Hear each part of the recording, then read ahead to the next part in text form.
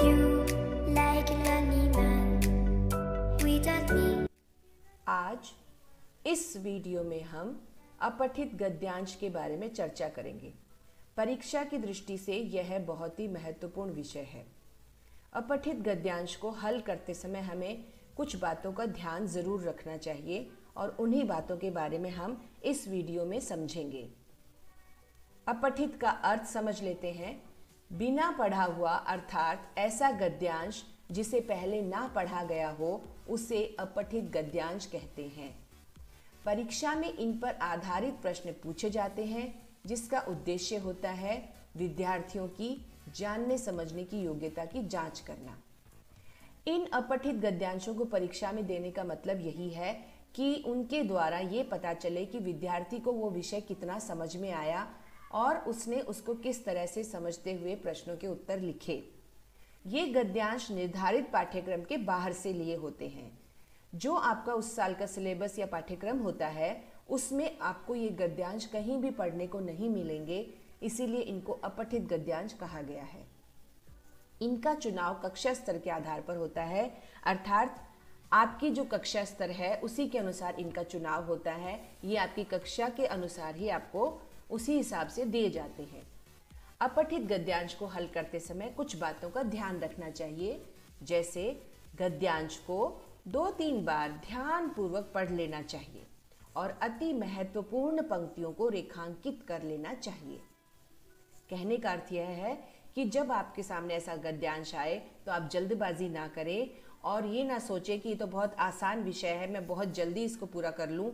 आप उसको आराम से पढ़िए, उसको पढ़ने में थोड़ा समय दीजिए, समझते हुए पढ़िए और जो आपको लगता है महत्वपूर्ण बातें हैं उनको एक कागज़ पे लिख लें। यदि आप ऑनलाइन परीक्षा दे रहे हैं और यदि आपके सामने पेपर है तो आप उसी में उसको रेखांकित कर लें। गद्यांश के केंद्रीय भाव पर गंभीरता पूर्वक विचार करना चाहिए।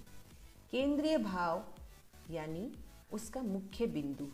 बार बार में गद्यांश के बारे में किस विषय पर चर्चा हो रही है, कौन सी ऐसी बातें हैं जिनकी तरफ वो गद्यांश हमें आकर्षित करना चाहता है, हमारा ध्यान केंद्रित करना चाहता है, उन बातों पर आपको विचार करना है। शीर्षक से संबंधित प्रश्न का उत्तर छोटा और केंद्र बिंदु को ध्यान में रखकर देना चाहिए।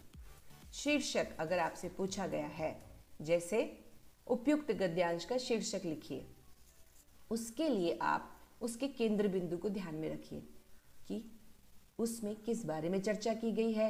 ज़्यादातर पहली लाइन और अंतिम लाइन में इस तरह की बातें हमें समझ में आ जाती हैं और एक गद्यांश किसी न किसी खास विषय को या किसी न किसी खास बात के लिए उसके लिए ही वो होता है। तो आप प्लीज़ ध्यान से सुनिए, पढ़िए उसको और उसके बाद देखिए कि उसमें कौन सा विषय उठाया गया है, वही आपका शीर्षक होगा। शीर्षक बहुत बड़ा नहीं लिखना है क्योंकि वो शिक्षा नहीं है। कई बच्चे या कई लोग शीर्षक और शिक्षा में गलती कर देते हैं, शीर्षक को शिक्षा समझ लेते हैं और उसको एक पूरी पंक्ति में लिख देते हैं। ये गलती ना करें। शीर्षक का अर्थ है टाइटल और शिक्षा का अर्थ है मोरल। इस बात का आप ध्यान रखिए। और शीर्षक बहुत ज़्यादा बड़ा नहीं, 2 या 3 शब्दों का, या मैं तो कहूँ कि एक ही शब्द में लिखने की कोशिश करें। उत्तर गद्यांश से ही होने चाहिए, उनमें अपने विचार समाहित करके उत्तर नहीं देना चाहिए। अपठित गद्यांश का मतलब यही है कि आप जो भी प्रश्नों को हल कर रहे हैं उनके उत्तर आपको उसी गद्यांश में ही मिलेंगे। उसमें अपने विचार समाहित करके उस उत्तर को ना लिखें। अनावश्यक बातों को उत्तर में शामिल नहीं करना चाहिए। जितना प्रश्न में पूछा जाए प्रश्न के अंक के अनुसार आप उस उत्तर को लिखिए। इधर उधर की बातें या गद्यांश में से कुछ अनावश्यक बातें जो उसमें ज़रूरत नहीं है उनको उसमें शामिल मत कीजिए।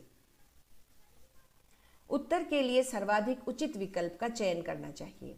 यदि आप एमसीक्यू पैटर्न में लिख रहे हैं या कोई उत्तर में आपको ऐसा लगता है कि 2 बातें आपको लगती हैं कि दोनों ही इसका उत्तर हो सकती हैं, फिर भी आप उस पर एक बार फिर से विचार करें और फिर देखें कि कौन सी बात ज़्यादा सही लगती है, उसी का आपको चयन करना चाहिए।